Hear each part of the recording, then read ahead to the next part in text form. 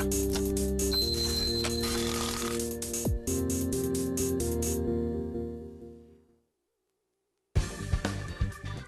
시청자 여러분 안녕하십니까. 센투자플러스의 임동성입니다. 2012년 첫 순서인 1월 2일 월요일 순서를 시작을 하겠습니다. 먼저 오늘 우리 증시 좀 큰 폭으로 상승하면서 오늘 첫 거래일 화끈하게 시작을 해줬으면 참 좋았을 것 같은데 강보합으로 장을 마쳤습니다. 0.63포인트가 상승한 1826으로 마쳤고요. 코스닥은 6.61포인트가 올랐습니다. 상대적으로 강세를 코스피에 비해서 보였습니다. 자, 오늘 유럽 재정위기가 지속하는 가운데 뚜렷하게 상승을 할 만한 그런 모멘텀 자체가 없었고요. 또 반면에 위기 극복에 대한 기대감이 그런대로 작용을 해줘서 그래도 좀 강보합을 그나마 유지해준 게 아닌가 싶은 생각이 듭니다. 자, 1월 30일 날인가요? 이제 EU 정상회담 등등에서 유럽 위기 해결을 위한 그런 방법들이 추가로 좀 계속 나와주지 않을까 이런 기대감을 시장에서 갖고 있는 것 같습니다. 하지만 이탈리아라든가 여러 그 위기의 진앙지로 평가를 받고 있는 국가들의 국채 금리는 또 그다지 낮지 않은 수준에 계속 머물러 있음으로써 시장의 어떤 불안감을 계속 유지하고 있는 것 같습니다. 여러 가지 수급적인 면에서도 시장에서 눈이 좀 번쩍 뜨일 만한 그런 개선세는 눈에 띄지 않고요. 아마도 당분간은 좀 불안하면서도 좀 지루지루한 좀 이런 장세가 연초에 지속되지 않을까 싶습니다. 연말 랠리, 연초 랠리 이런 거는 올해는 좀 없지 않을까 이런 생각도 듭니다. 좀 많이 아쉬운 부분이죠. 자, 여러분 센투자 플러스 오늘 첫 날인데요. 여러분께서 주신 질문에 더 특별히 많은 분들께 답변을 드리고자 노력을 하겠습니다. 자, 전화 상담 신청하고 싶으신 분들은요. 02-3253-2613번으로 전화 주시면 되고요. 문자 상담 서둘러서 주시면 오늘 중으로 상담 가능하십니다. 013-3366-0110으로 지금 바로 주시기 바랍니다. 자, 먼저 센투자 플러스 증권사 종목 리포트 정리입니다. 동양증권의 김동공 대리 연결합니다. 안녕하십니까? 네, 안녕하십니까? 네, 새해 복 많이 받으십시오. 새해 복 많이 받으십시오. 네, 좋은 일만 많이 생기시길 바라고요. 자, 네. 오늘 증권사 종목 리포트 어떤 종목들로 채워주시겠습니까? 네. 첫 번째 종목으로 골든브릿지 투자증권에서 발간한 현대차에 관련된 레포트입니다. 2012년 견조한 해외 판매에 주목을 하자라는 제목의 레포트였는데요. 4분기는 사상 최대 실적이 경신될 전망입니다. 10월, 11월 내수를 포함한 글로벌 자동차 판매 대수가 평균 74.7만 대를 나타내며 월간 기준 최고치를 경신했습니다. 9월 이후 내수 판매 성장률이 주춤했지만 해외 판매 실적이 여전히 상승세를 나타내고 있고 미국 시장 점유율도 지난 9월을 저점으로 재차 상승하고 있는 점도 긍정적입니다. 전분기 대비 5%가량 높아진 원달러 환율도 매출액 영업이익률의 우호적인 요인입니다. 원가율의 경우 플랫폼 통합 효과가 지속적으로 반영될 것으로 예상이 되고요. 통합 플랫폼이 적용된 글로벌 볼륨 차종들인 아반떼, 소나타 등이 국내외에 판매 호조를 나타내고 있으며 이는 시간이 지날수록 원가 절감 효과를 동반하고 있습니다. 연결 기준 매출 원가율이 지난 3분기 74.2%까지 하락했으며 이는 상반기 대비 약 2% 하락한 수치로 4분기 이후에도 개선 추세가 지속될 전망입니다. 작년까지 18개에 달했던 현대차의 플랫폼은 2013년도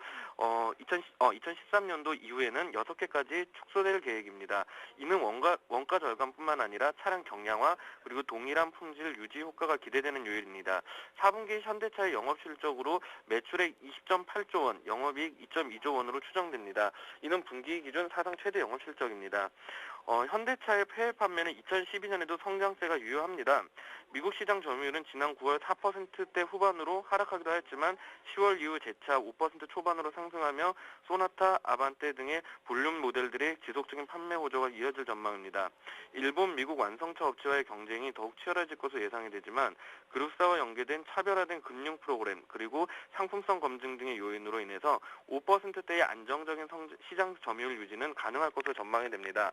중국 시장의 경우 연산 40만 대 규모의 제3공장이 완성되며 판매 확대 모멘텀이 강화될 전망입니다.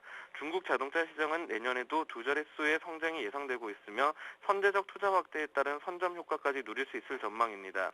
유럽 시장은 수요 부진 우려가 있으나 신형 I 시리즈의 경쟁력 강화로 시장 수요를 웃도는 성과 달성이 가능할 것으로 예상이 됩니다. 또한 러시아 공장 생산량 확대 그리고 브라질 공장의 가동 등으로 이머징 지역에서의 생산 판매 역시 증가가 예상이 됩니다.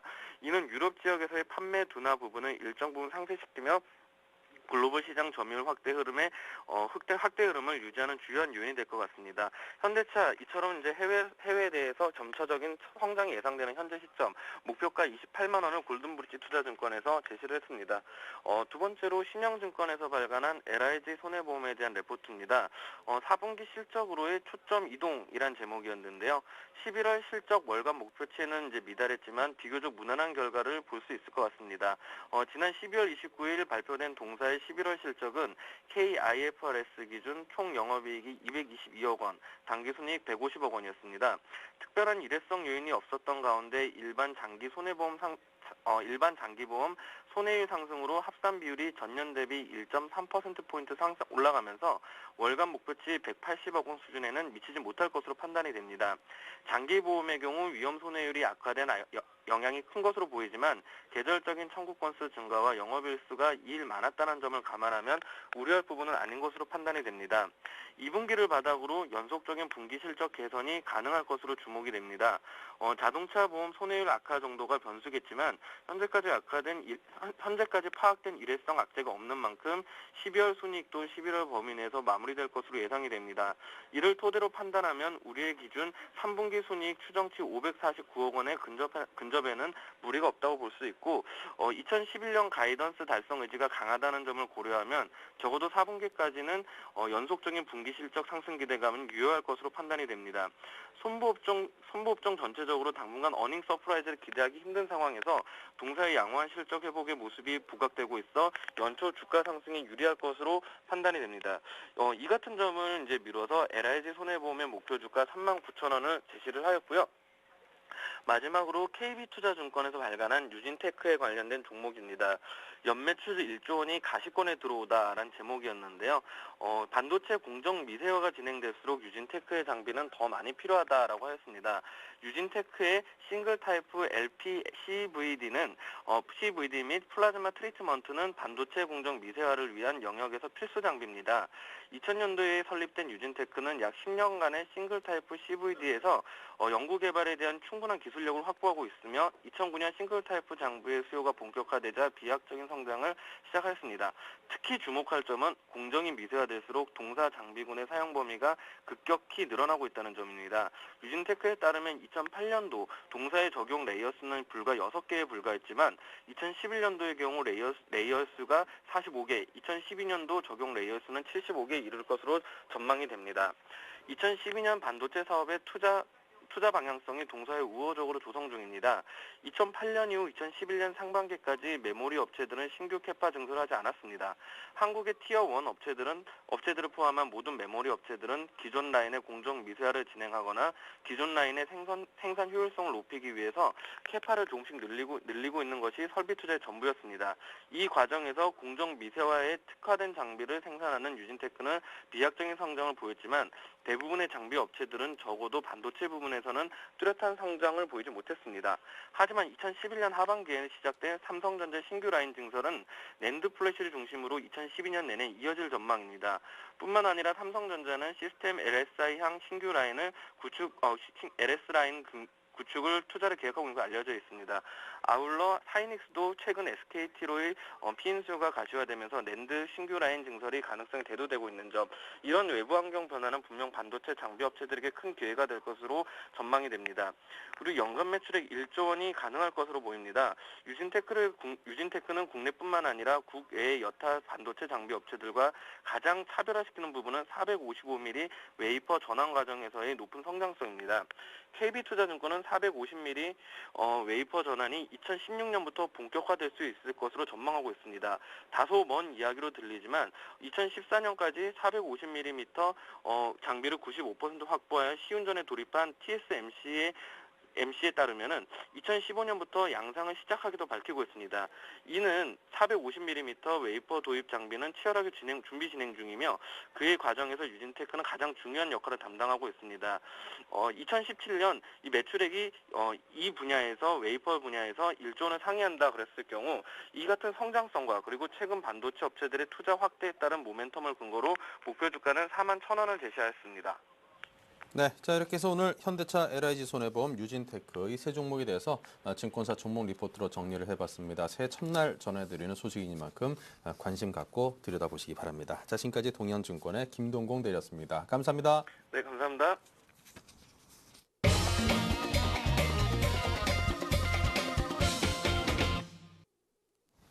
네, 선투자 플러스 또 본격적으로 여러분과 함께하는 시간을 갖도록 하겠습니다. 문자 상담 신청하실 분들 지금 계속해서 저희가 정리를 하고 있으니까요. 지금 바로 보내주시면 상담 가능하시고요. 자, 답변을 주실 두 분은 동부증권의 박성일 연구원님, 라이징스탁의 홍희진 팀장님 두 분을 모셨습니다. 어서 오십시오. 네, 안녕하십니까. 네.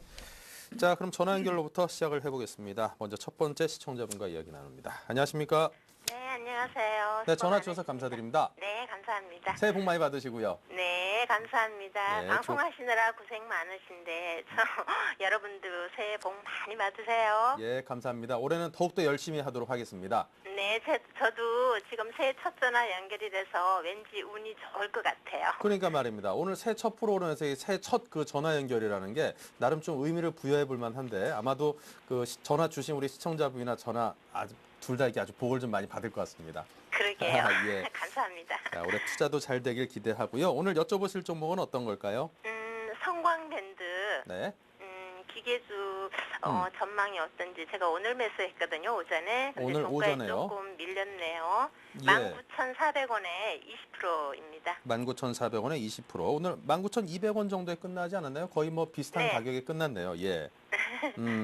자, 그럼 이 종목에 대해서 여러 가지 종목이 많고 요즘 시장 상황도 조금 이렇게 불안불안한데 이 종목을 특별히 새해 첫날부터 사신 이유라도 있을까요? 이제 포트 차원에서 네. 뭐 IT주도 있고 기계주가 없어가지고 그냥 조금 포트에 조금 넣어봤습니다. 기계주가 예, 근데 없어서? 이제 단기 목표가도 물론 중기적으로 가져가도 괜찮은데 네. 향후 전망이 어떨지 그리고 기업 실적하고 그런 게 조금 궁금하네요. 네, 알겠습니다. 자, 그렇다면 이제 뭐 기계 업종을 갖고 있지 않아서 포트폴리오 재편 차원에서 매입을 하셨다라고 하는 성광밴드 19,400원 15%. 자, 오늘 박성일 연구원께서 이 성광밴드에 대해서 평가와 함께 앞으로 대응 전략을 한번 짜볼 테니까요. 잘 들어보시고요. 오늘부터 2012년 투자 이제 시작이니까 우리 모두 한번 잘 한번 해보시죠. 네, 예, 감사합니다. 감사합니다. 네, 고맙습니다. 네. 예. 성광밴드 요새 잘 나가죠. 기계주 중에서 포트 차원에서 한 개를 편입하셔야 된다고 하면 두산 인프라코나 성광밴드 둘 중에 하나 고르시는 게 맞다라고 말씀을 드리겠고요. 일단 기본적 분석부터 좀 해보면 유보율 1800%에 부채가 30%밖에 되지 않는 기업입니다. 굉장히 우량하죠. 영업이익률이 예전에는 한 30%대까지 나왔는데 최근에는 12% 정도 나옵니다. 아무래도 우리나라 조선, 건설이 호황이었을 때는 영업이익률이 좀 많이 나왔는데 지금같이 어느 정도 안정성 국면에 들어선 상황에서는 12%면 나쁘지 않다라고 판단을 할 수 있겠고요.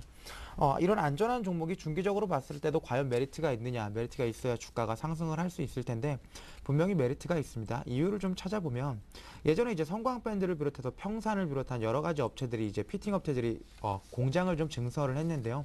그 당시에 조선이 너무나 호황이었기 때문에 이렇게 공장을 증설할 때마다 수익이 잘 날 것이라고 생각을 했지만 이제 실제로 2008년 금융위기가 왔을 때 이런 업체들이 대부분 다 공장을 유지를 못했죠. 그래서 성광밴드를 제외한 대부분의 업체들이 지금은 적자로 돌아섰고 성광밴드의 경우는 이제 치킨 게임의 승자라고 표현을 해도 될 만큼 대부분의 수주를 혼자 독식을 하고 있습니다.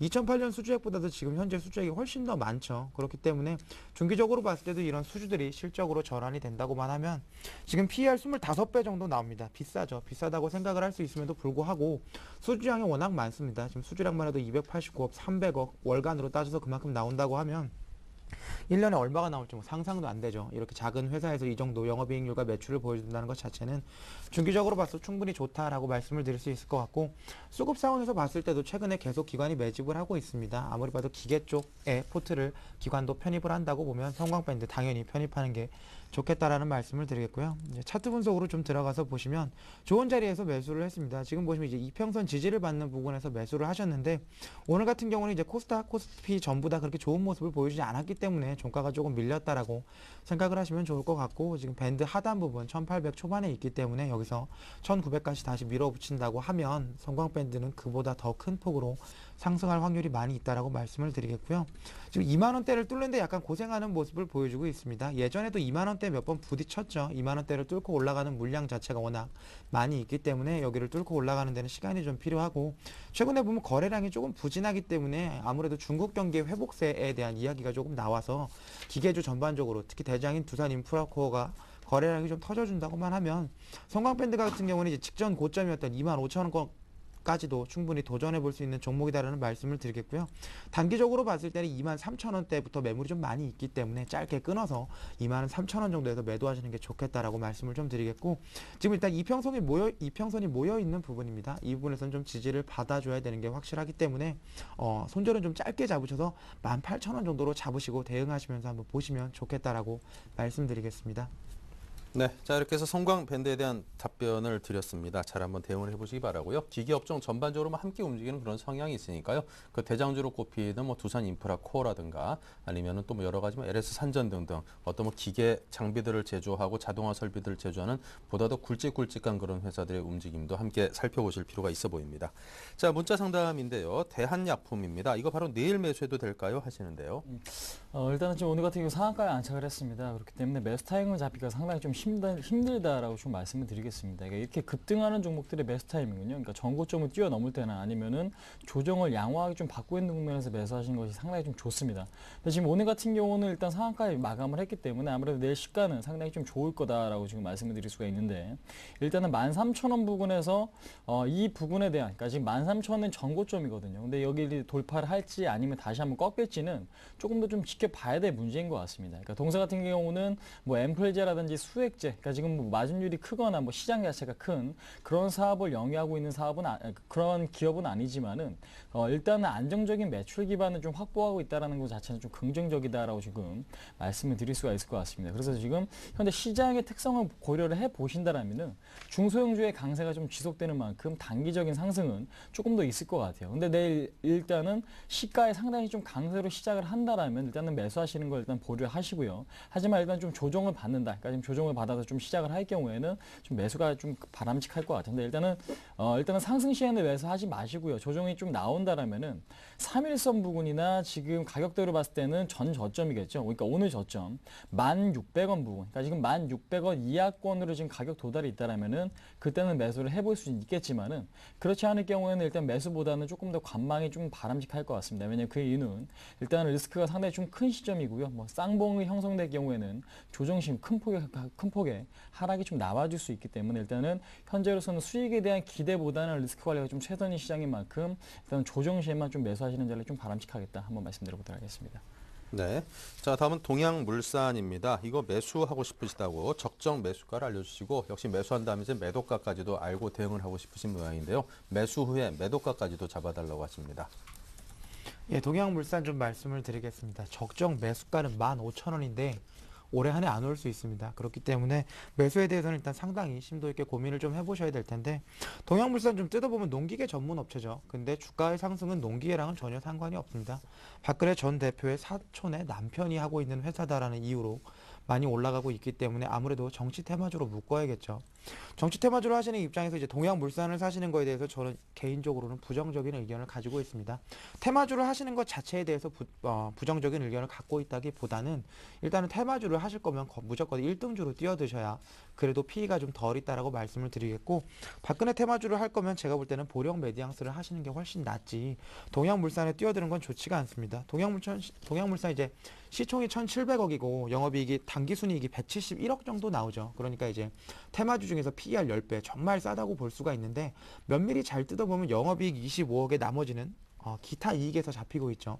기타로 벌어들이는 이익이 매년 100억씩 넘는다고 하면 농기계 사업을 접고 수익이 나고 있는 기타 이익 쪽 사업으로 가야 될 텐데 절대로 그렇게 안 하죠.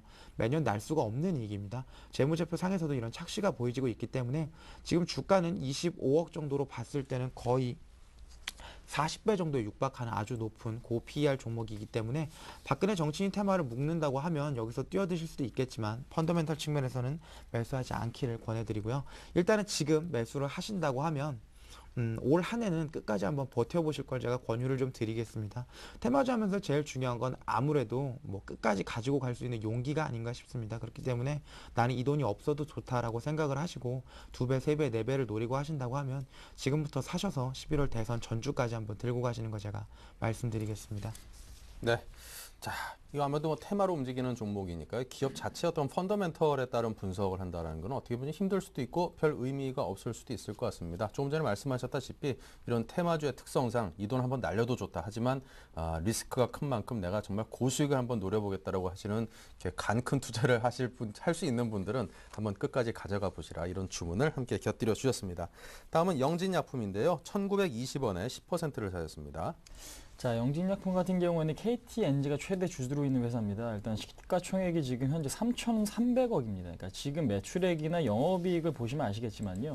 매출액 같은 경우는 연 기준에 봤을 때 한 1,100억 정도, 그러니까 1,000억에서 1,200억 정도의 일단 매출이 좀 기록을 하고 있는데 일단 영업이익이 거의 나고 있는 상황은 아닙니다. 그러니까 주가 자체가 현재 그러니까 펀더멘털 대비 상당히 조금 비싸다라고 지금 말씀을 드릴 수가 있을 것 같은데 최근에 이제 급등한 이유는 뭐냐면 아토피 치료제에 대한 독점 MOU를 체결했다는 부분이 일단은 좀 호재를 좀 작용을 하고 있습니다. 하지만 아직까지 식약청에선 허가 난 부분은 아니기 때문에 이 식약청에 대해서 허가가 난다라면 주가는 단기적인 지금 상승을 좀 더 이어갈 수 있을 것 같다라고 지금 말씀을 드리겠습니다. 그러니까 즉 보시면은 일단은 좀 테마주, 그러니까 테마주보다는 개별적 성격의 움직임이 좀 강한 그런 종목이다라는 걸 좀 말씀을 드리고 싶은데요. 일단은 이번 그러니까 수급 상황이 굉장히 좀 중요하다라고 지금 말씀드리겠습니다. 아무래도 좀 오늘 같은 경우는 일단 고점에 대한 돌파 시도가 나왔지만 2,000원에 대한 돌파 시도가 3일 연속 나왔죠. 그러니까 지금 지난주 수요일, 그다음에 목요일, 오늘까지 3일 연속 2,000원에 대한 돌파 신호가 나왔지만 돌파하지 못하고 음봉 마감했습니다.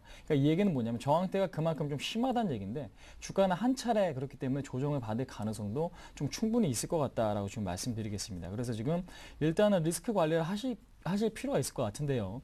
5일선이겠죠. 5일선이 이탈을 하게 된다. 그러니까 종가상에 5일선이 이탈을 하게 되면 그때는 손절을 하시고요. 그렇지 않을 경우에는 단기적으로 2,000원에 대한 목표가를 좀 설정을 해드리겠습니다. 2,000원 이상도 충분히 가능하지만은 현재로서는 뭐 식약청약 쪽에서 긍정적인 이야기 나왔을 경우에는 그런 흐름은 가능하겠지만 그 흐름 자체를 예측하는 것 자체가 상당히 좀 무리가 있고요. 그다음에 지금 장중 변동성이 굉장히 좀 심하기 때문에 대응이 안 되신다면 일단은 단기적인 수익을 좀 짧게 드시고 나오시는 전략이 상당히 좀 좋을 것 같다라고 좀 말씀드리겠고, 그다음에 5일선을 이탈하게 되면 가격적으로 봤을 때 1,600원까지 조정을 받을 가능성도 굉장히 좀 큰 자리이기 때문에 일단은 5일선이 종가상으로 깨진다라면 일단은 매도 후에 타이밍을 다시 잡아보시는 전략도 상당히 좀 좋을 것 같다. 한번 말씀드려보도록 하겠습니다.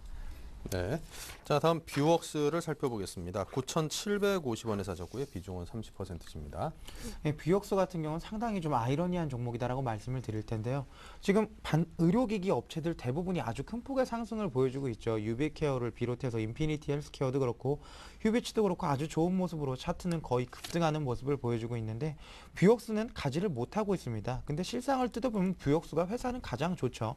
영업이익이나 매출액 그리고 구성 인력만 보더라도 뷰웍스는 굉장히 좋습니다. PR 11배 정도밖에 안 나오는 헬스케어 기업은 뷰웍스밖에 없고요. 매출이나 영업이익을 봐도 삼성테크윈에서 분사한 그 분들이 카메라 사업부 인력들이 디텍터랑 엑스레이 쪽 시장 점유율을 굉장히 높여가면서 영업이익이나 매출액 모두를 아주 잘 만들어가고 있는데 주가는 못 갑니다. 아무래도 부양해주는 세력이 없다라고 볼 수가 있겠고요.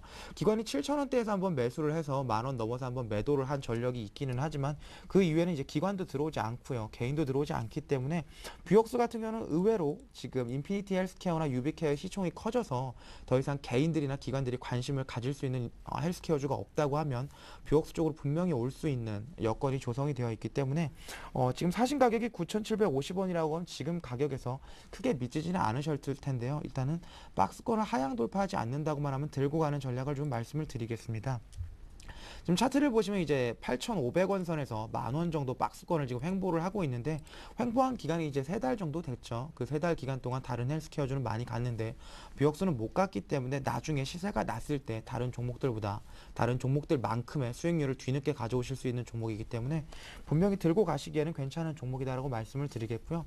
8,000원을 이탈했다고 봤을 때는 8,000원을 이탈한 일이 발생한다고 봤을 때는 아무래도 매집하는 세력이 너무나 없기 때문에 주가를 보유하기 어렵다라고 판단을 하시고 그때는 이제 8,500원 선 강하게 돌파할 때 같이 매도를 하시는 게 좋을 것 같고, 그 전까지는 한번 기간 조정이다라고 생각을 하시고 인내하면서 기다려 보시면 예전 고점이었던 뭐 12,000원까지, 직전 고점이죠. 12,000원까지는 충분히 펀더멘탈상 갈 수 있다라고 말씀을 드리겠고요.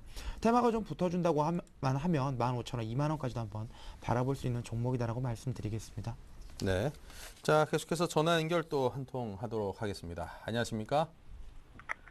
여보세요? 네, 전화 주셔서 감사합니다. 예, 안녕하세요. 새해 네. 복 많이 받으십시오. 예, 새해 복 많이 받으시고 어떻게 뭐 신년 초부터 좋은 꿈도 꾸시고 좋은 일 좀 많이 있으셨습니까? 금년은 좋은 일만 생겨야 되는데 잘 모르겠습니다, 아직. 예. 아우, 뭐 작년에는 하도 그냥 정신 사나운 일들이 많고 그랬었는데 올해는 네, 좀 좋았으면 좋겠습니다. 그렇지요. 작년에 너무 뭐 손해가 많이 가가지고, 네, 그러니까요. 뭐, 올해는 좀 잘 안 되겠습니까? 아, 그렇게 믿어야죠. 사방군데서 그냥 좋은 일이 뻥뻥 좀 터졌으면 좋겠습니다. 네, 네, 뭐 정신 못 차릴 정도로 다들 그냥. 좋아하겠죠. 예. 예. 자, 작년에 어떤 종목 이렇게 속을 새겼길래 이렇게 손실을 많이 입었을까요? 작년에 여러 가지인데 네. 상당히 뭐 손해를 많이 봤습니다. 그렇군요. 네. GS가 계속 속썩였어요. 아, 그러셨군요. 자, 올해는 뭐 저희 그 센투자 플러스와 좀 함께 하시면서 나름대로 작년에 본 손실도 많이 회복하시고 오히려 수익권으로 좀 돌리는 그런 한 해로 삼아 봐야겠습니다. 네, 감사합니다. 네. 자, 어떤 종목을 오늘 한번 풀어볼까요? AP 시스템인데요. 네. 작년 9월 달에 매입을 했는데, 네. 아무래도, 그러니까 앞으로 IT가 좋다 했는데, 계속 허지부지 해질 것 같아요. 네. 앞으로 전망하고, 목표가가 얼마나 될지 궁금해서 전화했습니다. 네, 알겠습니다. 자, AP 시스템에 대해서 가격과 비중 다시 한번 알려주시겠어요? 예, 14,350원에 20%입니다. 20%. 알겠습니다. 자, 그럼 이 종목이 앞으로 본격적인 상승 흐름을 탈 만한 종목인지 등등에 대해서 한번 우리 홍희진 팀장께서 그 분석한 내용을 들려드리겠습니다. 예, 감사합니다. 감사합니다. 네. 예, 새해 복 많이 받으십시오. 네, 새해 복 많이 받으시고 건강하십시오. 예, 감사합니다. 네. 자, 일단은 LP 시스템은 위기를 좀 넘겼다라고 지금 보시는 게 좀 맞을 것 같습니다. 일단은 뭐 최근 SFA라든지 덕산하이메탈, LP 시스템 같은 경우는 상당히 좀 좋은 흐름을 보여주었습니다. 삼성전자를 필두로 일단은 IT 부품주나 IT 관련주에 대해서 일단은 급등이 좀 나타났다라고 지금 보시는 게 맞을 것 같고요. 알고 계시다시피 아몰레드에 대한 성장성은 시장에서 상당히 좀 부각을 시키고, 그러니까 부각을 받고 있는 그런 시점이긴 하지만은 아무래도 성장성이 높다 그래서 주가 자체가 현 시점 급등해 버린다라는 논리는 좀 맞지가 않습니다. 그렇기 때문에 앞으로의 성장성은 물론 있는 건 맞지만 실적 개선세도 같이 좀 이루어질 수 있을 때 그때 이제 점진적인 상승이 좀 진행이 될 수 있다라고 조금 말씀을 드려보도록 하겠고, 그다음에 LP 시스템 같은 경우는 일단은 지금 매출 비중이 지금 아몰레드 장비, 그러니까 지금 OLED 장비 쪽이 한 78%, 그러니까 80% 가까이 육박을 하면서 아무래도 아몰레드 산업에 대해서 일단은 주목을 하시는 게 상당히 좀 맞겠다. 그러니까 기타 같은 경우는 뭐 LCD 장비라든지 아니면은 반도체 장비, 그다음 인공위성 장비 등을 좀 생산하고 있지만은 매출에 대한 비중이 크지 않기 때문에 앞으로의 지금 SMD 쪽에서 성장이 얼마만큼 일어나는가가 상당히 좀 중요하다라고 지금 말씀을 드릴 수가 있을 것 같은데, 근데 이제 OLED 관련해가지고요. 일단은 OLED 같은 경우에는 뭐 납품 단가, 그러니까 지금 생산 단가 자체가 다른 쪽 LCD 쪽보다 상당히 좀 비싸다라고 지금 말씀을 드릴 수가 있을 것 같지만은 일단은 주목을 해보셔야 될 부분이 뭐냐, 그러니까 화질이 일단 괜찮고요. 그다음에 지금 일단 전력 소비가 낮다라는 게 상당히 좀 장점으로 좀 꼽히고 있다라고 지금 보시면 될 것 같습니다. 그다음에 지금 사이즈를 굉장히 작게 만들 수가 있기 때문에 그 부분도 앞으로 산업 성장에 있어서 상당히 중요한 부분이겠다 좀 말씀드릴게요. 그래서 지금 앞으로의 산업 성장성이 굉장히 좀 강하긴 하지만은 아무래도 그 효과를 지금 당장에 받기보다는 서서히 지금 계단식으로 받을 가능성이 굉장히 좀 높은 종목이기 때문에 앞으로 좀 주목할 그런 종목이다라고 좀 말씀드리겠고요. 일단 기술적으로 보신다라면은 일봉을 보시는 전략보다는 주봉을 보시는 게 좀 맞을 것 같습니다. 일단 주봉을 보시면 박스권이죠. 박스권에 지금 하단 가면은 반등이 나오고 상단 가면 일단은 좀 밀리는 흐름이 좀 나타나주고 있습니다. 그러니까 2010년부터 현재까지 박스권 흐름이 좀 연출이 되고 있는데 주목하셔야 될 부분은 뭐냐면요. 2010년부터 60주선에 대한 지금 60주선에 대한 터치가 있을 때마다 주가는 좀 반등했다라는 걸 확인하실 수가 있습니다. 이번에도 마찬가지겠죠. 시장은 조정을 받았지만 60주선에서 한번 부딪히고 나서 주가는 이제 상승 시도를 지금 하고 있는 상황이거든요. 그렇기 때문에 60주선을 이탈하지 않는다라면 우상향으로 보시는 게 맞다라고 좀 말씀드리겠고, 아무래도 그 이유는 성장성, 좀 전에 말씀드린 부분이 가장 크겠다라고 좀 말씀드릴게요. 그래서 지금 60주선 가격이겠죠. 12,400원. 그러니까 지금 12,400원을 손절가로 좀 잡고 대응을 하시고요. 같고요. 근데 이제 박스권 상단을 여기서 한 번에 뚫어버릴지 아니면 다시 한번 박스권 안으로 들어올지는 조금 더 지켜봐야 될 문제인 것 같습니다. 아무래도 시장 상황과 상당히 연관이 좀 깊을 것 같기 때문에 일단은 근데 이제 단기적인 목표가, 그러니까 시장 상황을 고려하셔가지고 15,300원에서 15,500원 정도에서 일단 매도하신 후에 박스권 돌파 흐름이 조금 더 강해지는 흐름이 나온다라면은 그때 매수를 좀 다시 하시더라도 일단은 15,500원 부근에서 일단은 매도하시는 전략이 상당히 좀 좋을 것 같다. 한번 말씀드려보도록 하겠습니다. 네, 자 이렇게 해서 오늘 두 번째 전화 연결 종목인 AP 시스템을 풀어왔습니다. 자 다음 종목, 이 문자 여러 번 주셨던 걸로 기억을 하는데요. 웰스 브릿지를 여쭤보셨습니다. 월스 브릿지라고 항상 잘못 적어서 보내주셨던 걸로 기억을 하는데요. 저가주죠. 316원에 사셨고요. 20% 보유하고 계십니다. 예, 저가주 같은 경우는 잘 잡으면 쉽게 수익을 내실 수가 있죠. 근데 웰스 브릿지 같은 경우도 불구하고 지금은 저가주를 해보실 만한 시기가 되지가 않습니다. 아무래도 이제 코스닥이나 코스피 기업들 이제 회계 감사 시즌이 되기 시작을 하면 3개년 연속 적자인 기업들 같은 경우 이제 퇴출의 가능성이 굉장히 높은데요. 웰스 브릿지 같은 경우는 9년, 10년, 11년 전부 적자죠. 그렇기 때문에 실제로 감사 의견 거절이 나올 확률이 굉장히 높습니다. 그렇기 때문에 자체적으로 어떤 모멘텀이 있거나 이번에 회계장부에서 어떻게 본인들의 실적을 증명할 만한 일이 벌어지면 좋겠지만 그럴 확률이 거의 없죠. 지금 보시면은 주력 사업이 할인권, 상품권 할인이 본인들 주력 사업인데 상품권 할인해서 남는 마진이래 봐야 2% 정도, 그리고 그 2%를 가지고 인건비를 빼고 본인들이 가져갈 수 있는 마진율이 얼마가 되지가 않습니다. 그럼 전체적으로 봤을 때 이제 수로 승부를 해야죠. 할인을 많이 해서 낮은 영업이익률임에도 불구하고 실적이 좀 나와주면 좋은데 최근에 이제 기프트 카드도 그렇고 신용카드도 그렇고 상품권을 대체할 만한 상품들이 많이 나와 있습니다. 그렇기 때문에 예전처럼 상품권 할인이 잘 되고 있는 상황도 아니고요. 그래서 웰스 브릿지 같은 경우는 여기서 주가를 부양하기는 조금 어렵다라는 말씀을 드리겠습니다. 기존에는 조금 왔다 갔다 하는 모습들을 보여왔습니다. 지금 차트를 보시면 한 200원에서 600원 사이를 왔다 갔다 하는 모습을 보여왔는데 이거는 지금 자본금이 72억 정도밖에 되지가 않습니다. 그렇기 때문에 물량을 매집해서 파는데 드는 자본 비용을 좀 생각을 해보면 개인이 한 30억 정도만 들고 있으면 이런 종목은 얼마든지 움직일 수가 있죠. 그렇기 때문에 이걸 따라다니면서 하기는 너무나 위험하다라고 말씀을 드릴 수가 있겠고, 이걸 하시는 분들 혹은 하시는 분이 나갔는지 안 나가는지조차 알 수가 없기 때문에 지금 이걸 괜히 뛰어드셔서 3월에 폭탄을 맞으실 위기를 견디내시기보다는 지금 상황에서 언제라도 파실 수 있을 때 과감하게 파시고, 지금 같은 경우는 조금 더 좋은 종목에 집중을 하시는 게 좋을 것 같고, 감사 시즌이 끝나고 나서 이제 살아남은 종목들 같은 경우에는 단발성 이슈가 있을 수 있으니까 그때 한번 저가주는 공략해 보시는 게 좋다라고 말씀드리겠습니다. 네, 자 저가주 어떤 위험 부분에 대해서도 함께 곁들여 드렸으니까요. 그 부분 절대 간과해서는 안 된다는 점 잊지 마십시오.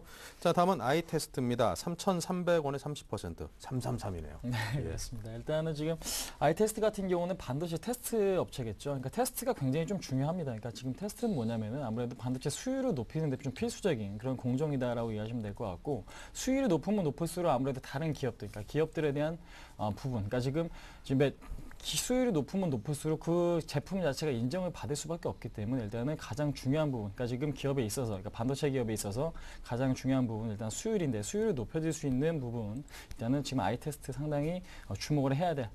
그런 기업이다라고 좀 말씀드려보도록 하겠고요. 그 다음에 지금 하이닉스라든지 삼성전자 이쪽에 대한 지금 매출처가 상당히 좀 부각이 되고 있는데, 아무래도 아시다시피 반도체는 지금 우리나라, 그러니까 지금 디램 쪽이나 낸드 쪽이나, 그러니까 지금 플래시 메모리 쪽에서는 우리나라가 상당히 좀 기술력을 인정을 받고 있기 때문에 아무래도 우리나라 장비 업체도 상당히 좀 세계적인 기술력을 동시에 좀 갖고 있는 부분도 상당히 좀 긍정적이겠다라고 좀 말씀드리겠습니다.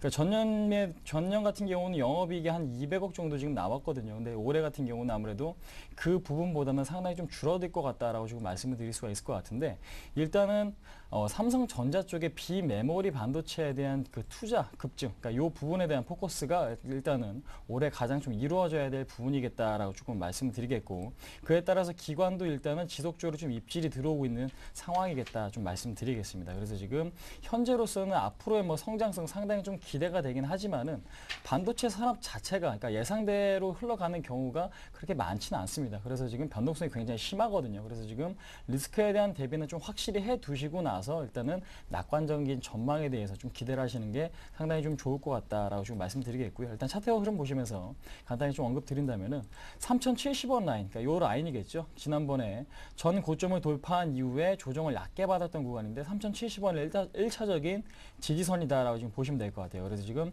3,070원을 손절가로 잡고 대응을 하시고요. 아무래도 지금 그 단기 고점이겠죠. 3,600원 라인을 넘어선다라면 주가는 신고가 종목이기 때문에 추가적인 상승이 좀 가능하겠지만은 일단은 넘지 못한다라면은 뭐 다시 한번 하락을 할 수는 있겠죠. 근데 이제 최근에 삼성전자의 흐름을 보시면 아시겠지만 IT 부품주, 특히 이제 반도체 관련해 가지고 주가가 좀 상당히 좀 좋아지는 걸 확인하실 수가 있습니다. 뭐 유진테크도 마찬가지겠지만요. 그렇기 때문에 삼성전자의 상승세가 꺾이지만 않는다라면 일단은 1차적인 목표가는 한 4,000원 정도까지 좀 설정을 하시는 게 좀 좋을 것 같다라고 좀 말씀드리겠고요. 3,070원 손절가 4,000원 목표가로 좀 제시해 드려보도록 하겠습니다. 네. 자, 다음은 CTC 바이오입니다. 11,600원에 20%입니다. CTC 바이오 같은 경우는 차트를 직접적으로 일단 먼저 보여주고 말씀을 드리면 굉장히 많이 올랐죠. 3,000원부터 지금 11,000원까지 쭉 올랐는데 내용을 살펴보자고 한다면 작년 한 해는 이제 저가에 있던 바이오주들이 하나하나 올라오는 시기가 아니었나 싶습니다. 젠백스가 먼저 올라왔고요. 그 다음에 이제 시젠이 올라오고 뭐 바이넥스를 비롯한 여러 가지 업체들이 올라왔죠. CTC 바이오도 그 중에 하나라고 보시면 될 것 같고 동물성 의약품 업체인데 실적 대비해서는 상당히 고평가입니다. 단기 순이익 봤을 때 10억 정도 나오는데 시총을 생각해보면 PR이 100배 이상이죠. 근데 워낙 바이오주들은 그런 게 많기 때문에 바이오주의 중심적으로 봐야 될 측면은 과연 이렇게 고평가된 PR을 이 사람들이 메꿀 수 있을 만큼의 실적을 보여줄 것인가에 대한 조금 검증이 좀 필요할 텐데요. CTC 바이오 같은 경우는 이제 임상 1상에 돌입이 되어 있습니다. 옛날에 이제 동물성 치료제를 가지고 했기 때문에 큰 실적이 나오진 않았지만 최근에 이제 인체 쪽으로 좀 돌아섰죠. 그래서 뭐 비아그라나 구강용 필름이나 뭐 이런 것들을 개발을 하고 있는데 이런 것들이 임상 1상에 들어갔기 때문에 임상 3상을 하고 시판을 할 때까지는 5년, 6년, 길게는 7년에서 10년까지도 걸릴 수가 있습니다. 실적 측면에서 봤을 때는 아직은 검증이 더 필요하다라는 말씀을 좀 드리겠고요. 매수하신 가격이 지금 현재 가격과 거의 같습니다. 일단 무증을 했기 때문에 단기적으로 무상증자를 받기 전까지, 권리락이 있기 전까지는 주가가 강세일 확률이 높습니다. 이거는 차트상에서 그냥 확률상의 문제고요. 그렇기 때문에 단기적으로 5%에서 10%라도 수익이 나신다고 하면 권리락 당하지 마시고 그 전까지 해서 파시는 걸 제가 추천을 좀 드리겠고요. 권리락 이후에는 물량이 다 소화된 이후에 CTC 바이오 같은 종목은 한 번 더 보시면 좋다라고 말씀드리겠습니다. 네. 자, 다음은 로보스타 보겠습니다. 8,900원에 20%입니다.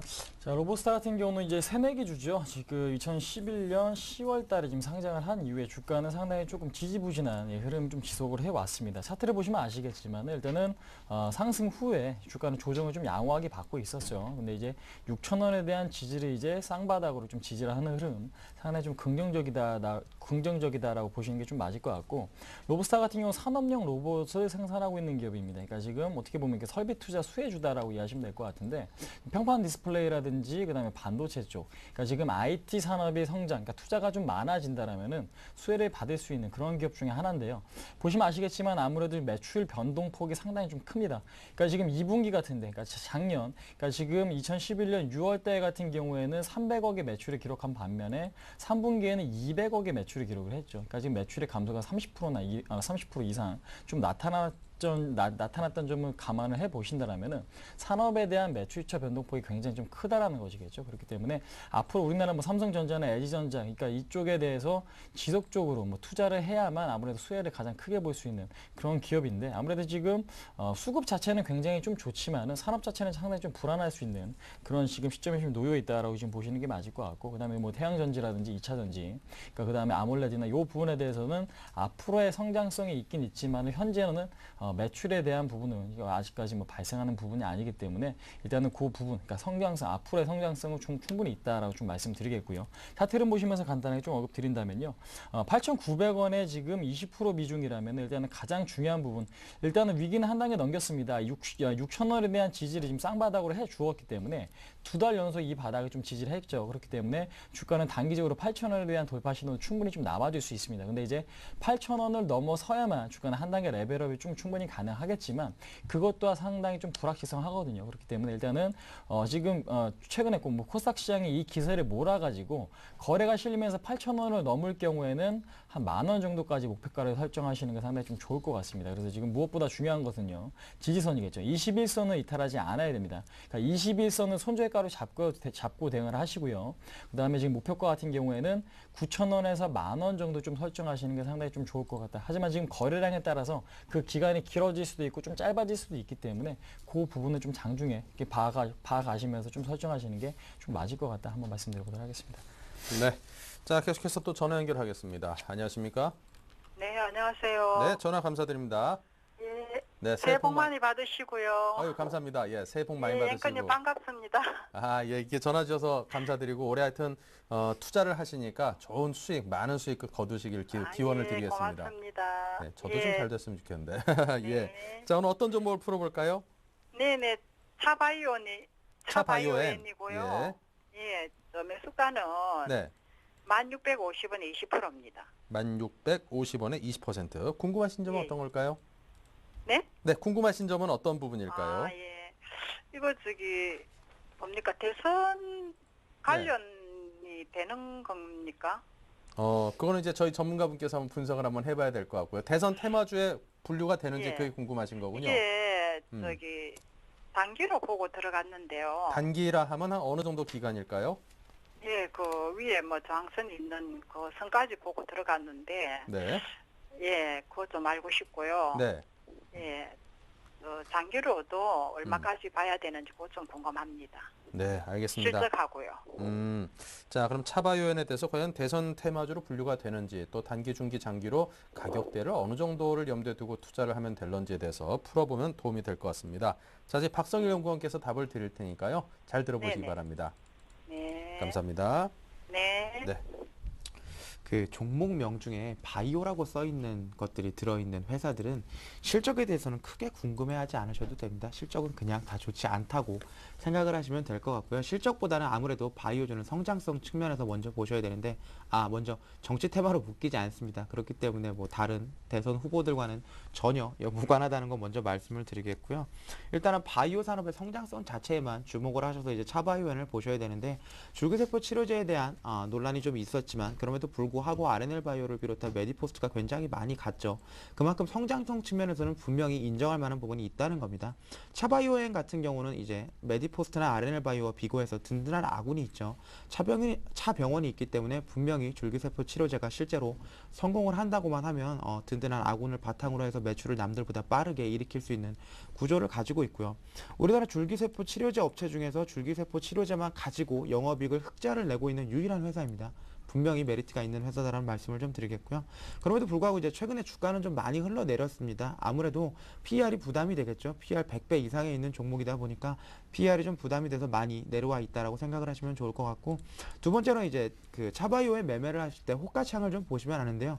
위쪽으로 물량이 굉장히 많습니다. 예전에 유상증자를 했고 그 유중 물량 자체가 아직도 다 소화가 되지 않았기 때문에 굉장히 호가창을 보면 물량이 많아서 주가를 부양하는데 좀 많이 힘이 들다. 그렇기 때문에 단기적으로 봤을 때는 지금 이평선이 있는 부분까지 보신다고 했으니까 12,000원 정도 보고 하실 텐데 적당하다라는 말씀을 드리겠습니다. 지금 사신 가격에서 10% 조금 안 되게 수익이실 것 같은데요. 여기서 조금 더 수익이 나신다고 하면 바이오주 중에서 차바이오는 한번 매도를 하시고 다시 한번 잡아보는 전략을 좀 말씀을 드리겠고요.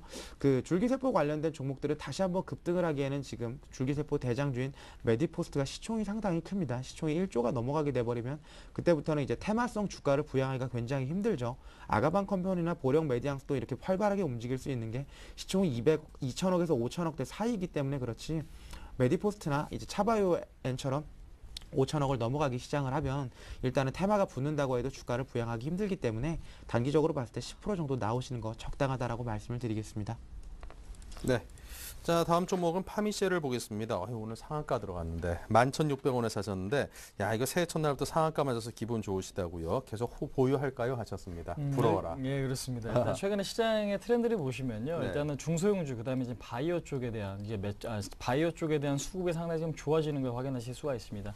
그러니까 파미셀 같은 경우는 9회 FCB2회부다라고 지금 이해하시면 될 것 같고, 사명을 바꿨죠. 그렇기 때문에 일단은 그 부분을 상당히 좀 모르시는 분들도 계실 것 같은데, 동사 같은 경우에는 지금 세계 최초로 심근경색 치료제죠. 지금 보시면은 하트세그램 좀 출시를 했습니다. 근데 이제 그 부분에 대한 매출이나 영업이익적인 측면 아직까지는 어떤 식으로 전개될지는 상당히 좀 불투명하다라는 게 일단 악재라면 악재로서 좀 작용을 할 수가 있기 때문에 그 부분은 조금 더 좀 지켜봐야 될 부분이다. 근데 하지만은 최근에 수급 상태를 본다면 일단은 상당히 좀 긍정적이다라는 거는 좀 긍정적인 부분이다라고 좀 말씀드릴 수가 있을 것 같습니다. 그렇기 때문에 오늘 같은 경우 상한가 안착을 했기 때문에 내일은 뭐 추가적인 상승이 충분히 가능하겠죠. 근데 이제 14,000원을 뚫어서 곤점, 그러니까 16,000원까지 돌파 시도가 충분히 나오느냐, 아니면 여기서 다시 한번 좀 꺾이느냐, 이 부분이 상당히 좀 중요할 것 같습니다. 그렇기 때문에 현재로서는 그 부분을 예측하는 것 자체는 좀 불가능하고요. 그러니까 장중에 매수세가 강한지 매도세가 강한지 이 부분에 대해서 좀 판단을 하셔가지고